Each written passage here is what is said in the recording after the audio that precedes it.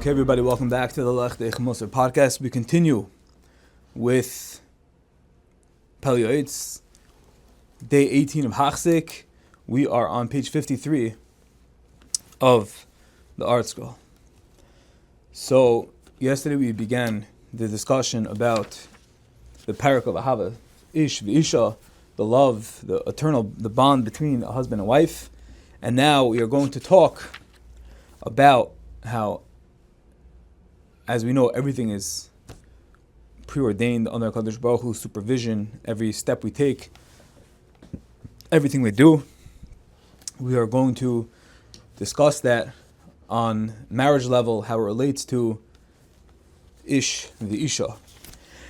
A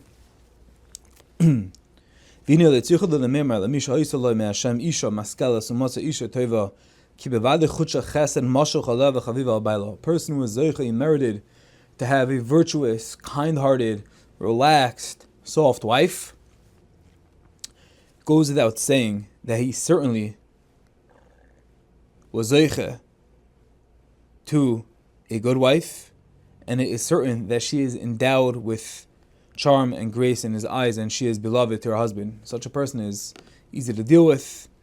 However, a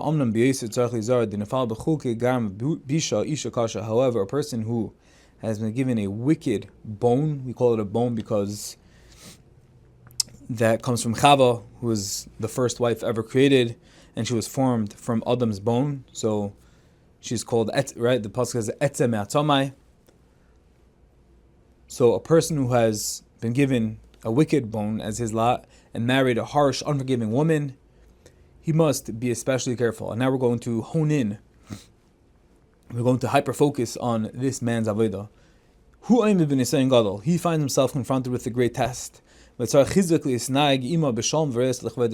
though it's difficult for him, it's ever most challenging, and he sometimes may feel, why did HaKadosh Baruch Hu put me in this not harmonious marriage, but this predicament, this relationship of gehenim, of animosity, of pain. It's cumbersome, it's heavy, I just don't want it. Why would, says the Pele Yoeitz, he has to put up a fight. He has to put up a fight for the truth. He has to put up a fight not to his wife, but to the Yetzer Hara. And he has to be l'snag imo b'shalom v'reyes. He has to honor her and work on a friendship with her. Why? L'chvoid hashchina.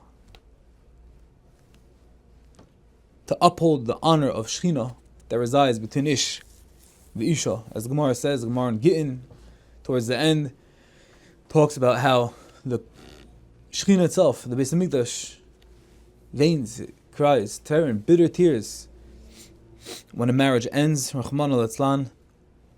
Okay, the Matikim, for the ramifications of these matters are ancient, and we can't understand why HaKadosh Baruch Hu paired up two opposite people, two people that on paper can't coexist. They can't live in harmony together. So why were they chosen to be together? These are reasons that are beyond our scope of comprehension, our scope of knowledge. They're not put in. Hashem doesn't consult with us before, but this is the package that sometimes HaKadosh Baruch Hu puts together, and the husband has to fight. V'iten aliboy. Now we're talking about the husband's avodah. V'iten aliboy.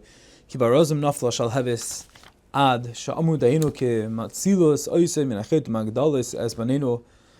He has to realize and take to heart that even upon the righteous, who are mighty like cedars, that sometimes flame has fallen from Hashem, and that's sometimes just the way it is, and he must accept his lot with love and adopt the attitude expressed by what Chazal say in Yevamis. It is sufficient that they save us from base sin and raise our children. Person, it's hard to look at it like that. We want much more out of a relationship, out of a marriage, than just she saves us from sin and raises our children. But if to settle for so low, so be it. We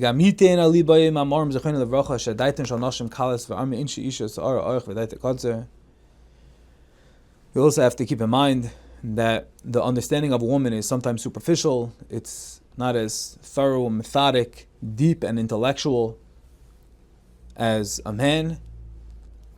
And therefore the voice of wisdom must come from him when necessary if his wife acts improperly. So this is coming to say that this is just more of a general, objective ruling, something to keep in mind, that ladies don't think the same as men. We know the famous book, Men Are From Venus, Men Are From Mars, Women Are From Venus, and sometimes just we don't understand, we're not communicating on the same frequency, on the same level. And says Pele Yoeitz, the wisdom must come from the man when necessary, if she acts improperly, if things have to be ironed out. I once heard from my Rebbe, there's a general mitzvah of noise ba'olam chavera, but when it comes to marriage, that chiyuv, that mandate, falls upon the shoulders of the husband, and it's his chiyuv noise ba'olam chavera. It's the husband's responsibility to bear, to be noise the oil of the marriage, and that we see echoed this sentiment over here. It's on the husband. The husband thinks usually more rationally, more methodically, deeper, has a better understanding of all the variables on the table. This isn't always the case, but ultimately it is he who it is incumbent upon the responsibility to bear the highs and the lows and make sure that things follow through and ultimately that it's successful. And even if a wife makes his husband upset and goes against his wishes and does things that anger him, he must guard himself against ever becoming enraged with her. And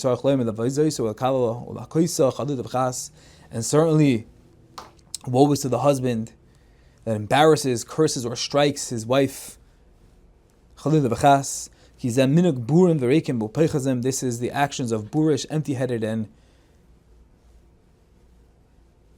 scatterbrained, crazy people. And furthermore, it's only his own soul that he harms. Rather, with tender words and sweet expressions, he should attempt to guide her. And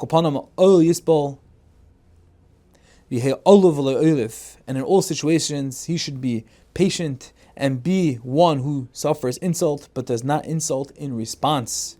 And he should strive at least to accept what has been ordained from Shemayim. For Hashem alone gives a man his wife.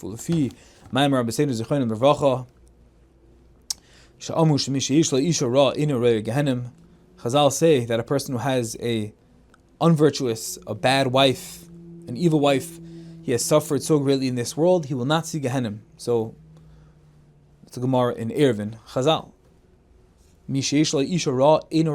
So anyone who's struggling with this, I hope there aren't any, but Chazal understood the challenge, they preempted what may come in generations, suffering and challenge that may come in the future. And Chazal say,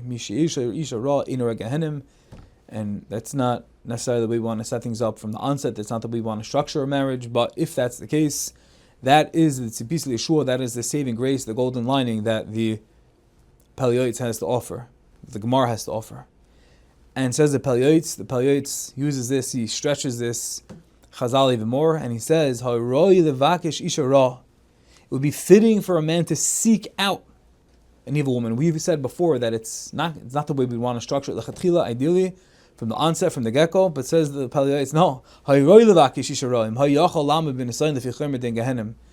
the Pele Yoeitz, if a person is really emistic, a person would be mevakish, he would ask HaKadosh Baruch Hu, please give me an unvirtuous, wicked, tough, unforgiving wife.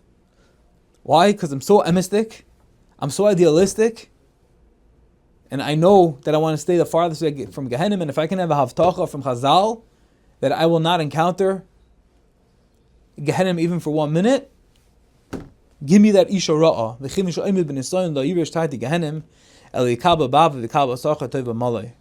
And either way, a person should accept Hashem's decree with love, and he will receive great reward for his efforts to accept his lot with equanimity. The point is that Hashem has everything in control. Hashem decides Ish v'Isha, who's meant to be with each other, and even when the going is tough and a person is in a tough relationship, Pele Yoeitz is being mechazik us that such a person is inurei Gehenim, and he should be mekabel everything, and certainly he should never harm his wife, and he should be the one that accepts insults, never chas v'shalom gives insults.